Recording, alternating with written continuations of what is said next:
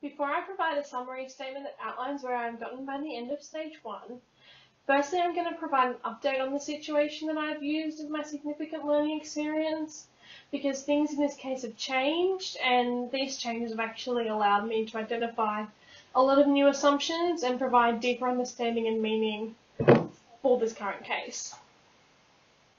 So since I wrote the first assessment and underwent the first stage of the critical reflection model, lots of things have changed for this case. In a very small way, I was involved in the removal of this child from his parents' care, which was quite upsetting. The family had come in for a meeting at the office, and my manager, during the meeting, assessed the child as unsafe.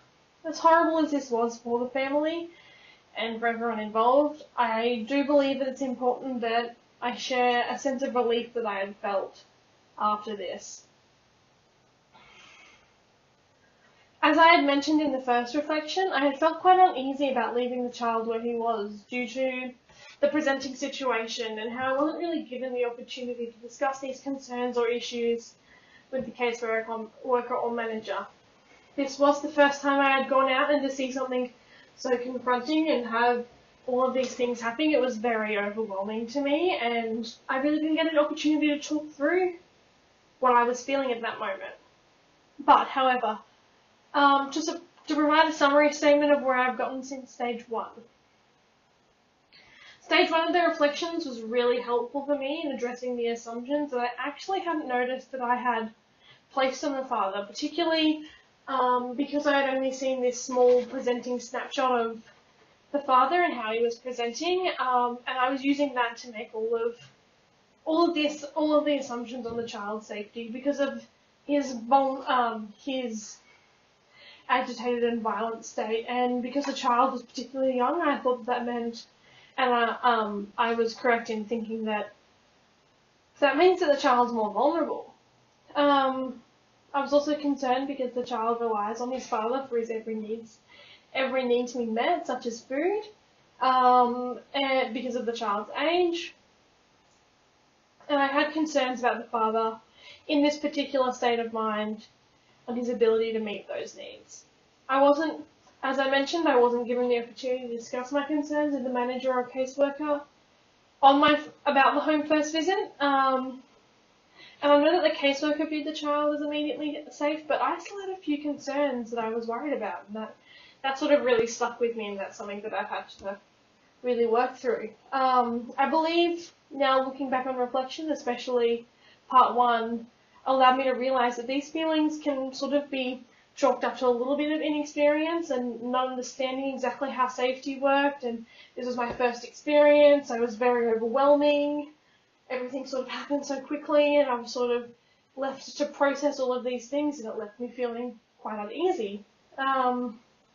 During my first home visit, I had made assumptions about the safety of the child, and that was based on the presenting situation only. I didn't have any other information on the family.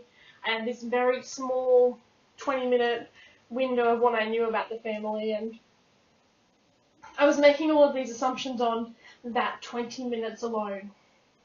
I do wish that I had been given more information on the family in this particular case, and maybe that would have changed the way A, I went into the situation, and B, the level of concern I had about the child.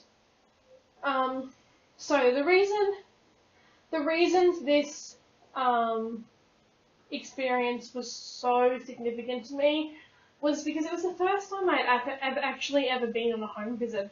It was the first time I had sort of presented myself to a client in a social work role, and in this particular situation, in a child protection caseworker role, was the way I was introduced.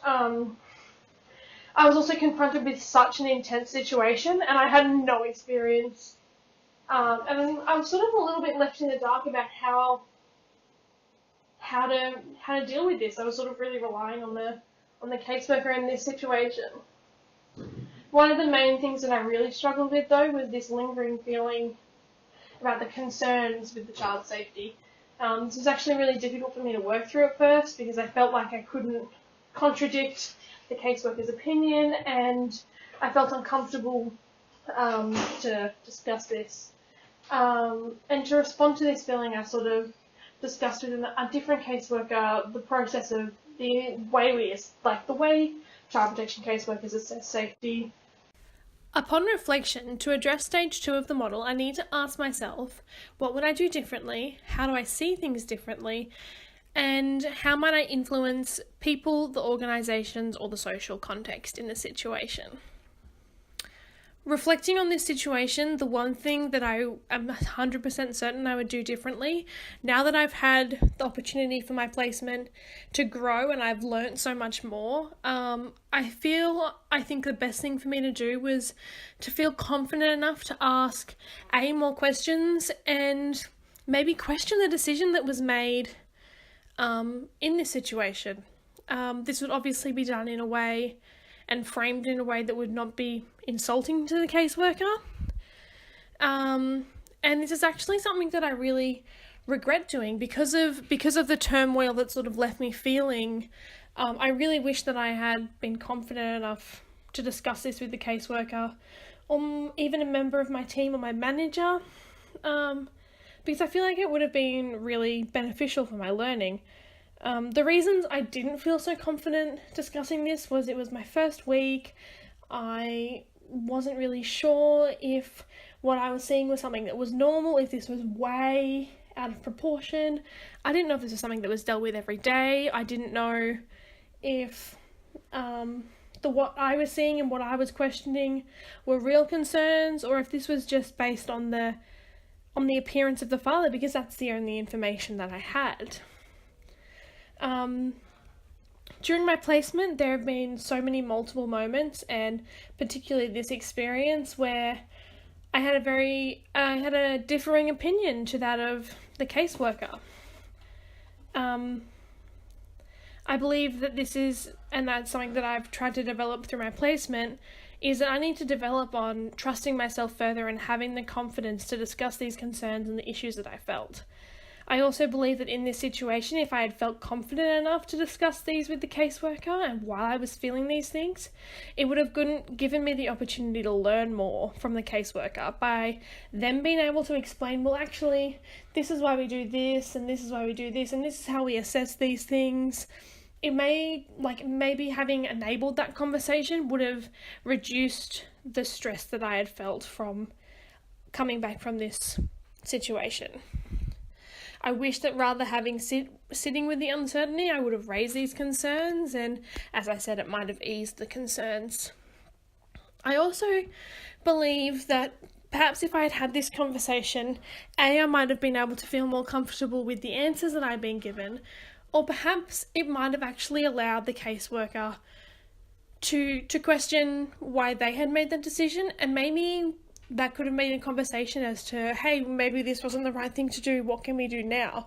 So maybe the caseworker was sitting with particular judgments about the father and why they were reacting the way they were, and this is just a one-time thing. I'm not 100% sure, I can't speak for the caseworker, but it might have been able to allow for change in that situation.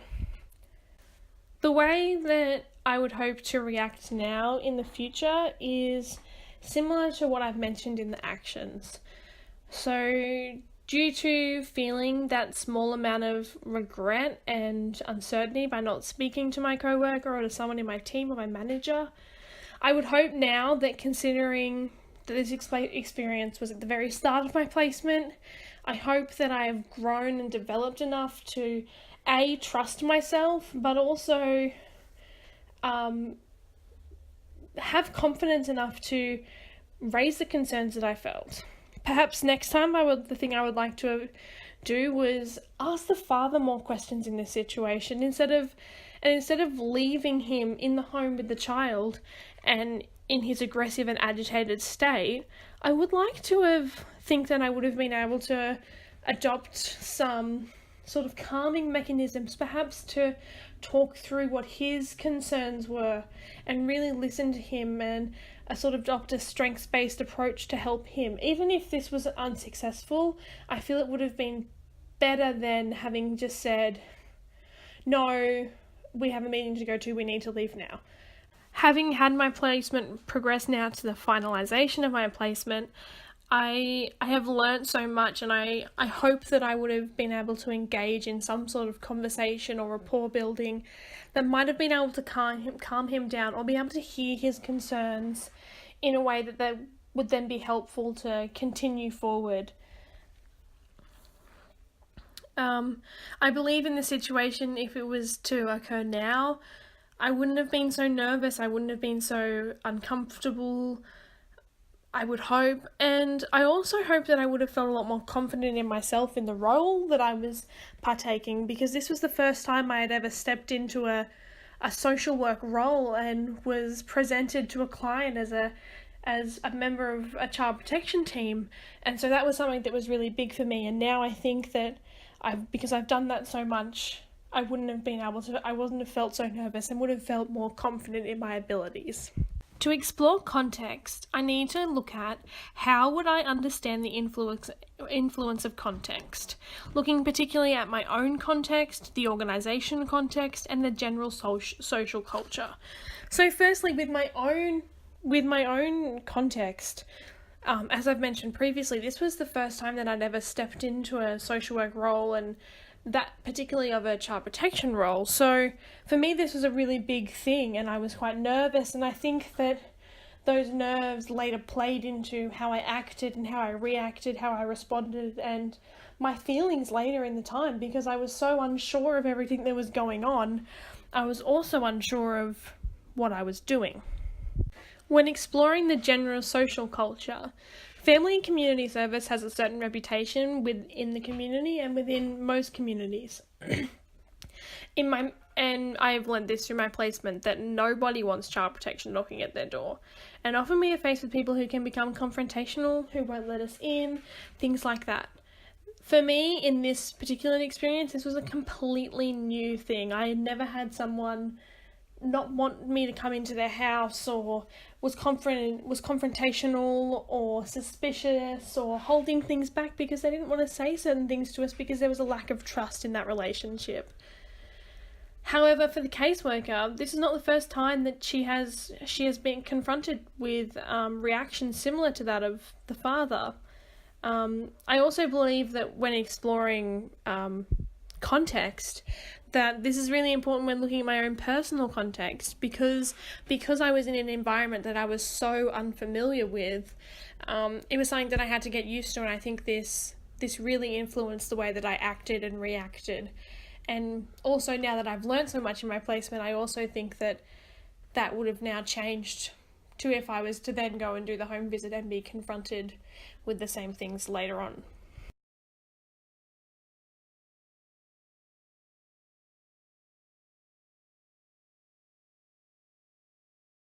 When exploring the meaning of this situation, I need to answer the question, how would I connect this experience to what matters to me, and how would I connect this to my values, beliefs, attitudes, and assumptions?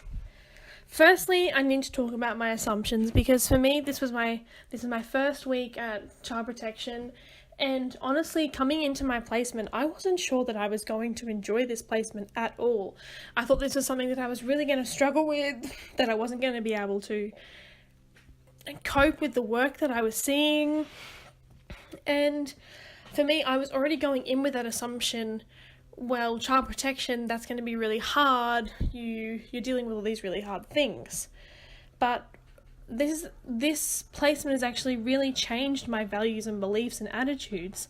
Obviously, I always believed that the safety of children is paramount, but really working in this environment and this field has really cemented that for me as one of, I would believe, my core values, that because these children are so vulnerable, it is so important, and the work that is being done is so challenging but can be so rewarding at the same time. So to me, this experience really mattered to me, because I was seeing something that I was so unused to, and this child was so vulnerable, and it was really hitting me emotionally, because I was seeing a child that was vulnerable, but then I also felt powerless in that current moment to do anything to stop that child feeling the way that child was feeling. So Finally, I'm going to present a summary that draws together the key things I have learned from being able to apply this model of critical reflection to this significant learning experience during my placement. This placement experience has been a huge navigator in my learning, and being able to embark on the critical reflection process has allowed for this to take place. Throughout the critical reflection process, I was able to explore the experience from a different person's perspective. I found this highly useful, particularly when looking at the voice of the father.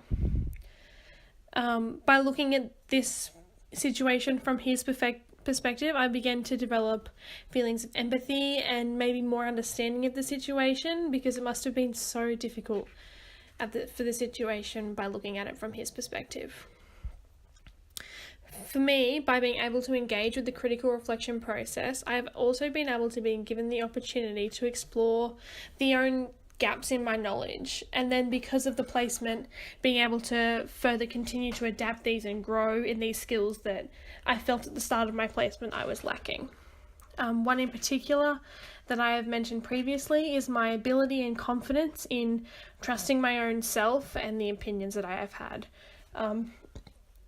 I was discussing through this process that sometimes I've felt like my opinions have been correct, and especially at the start of my placement, I felt that, and this is when this experience occurred, that I was stuck in the mind frame that I'm only the student, and this sort of made me feel that maybe my opinions and beliefs and trusts and what I was feeling maybe wasn't worth as much of the opinion of a highly trained caseworker who's been doing this job for however many years.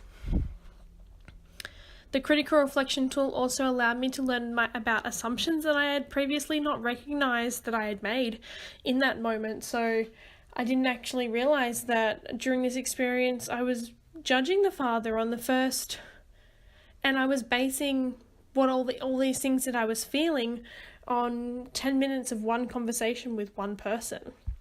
And by doing this critical reflection tool, I was able to not only look at it from his perspective, but also understand that I was making assumptions, and that wasn't being fair to other parties. However, and since this experience, I have learned that these cases are so complex, and there are so many different people's thoughts and feelings and emotions that have to be considered. And even in this situation, just having more knowledge and more background knowledge about the case would have been so useful, because at the time I didn't have that.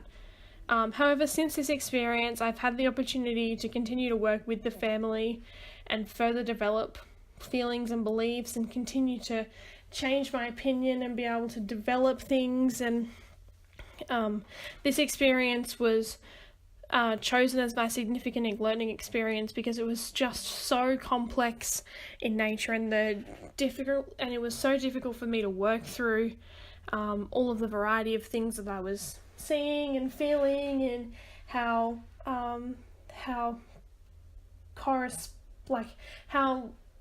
different it felt for me in comparison to anything that I'd ever experienced before. And so being able to apply this to a critical model has been quite helpful.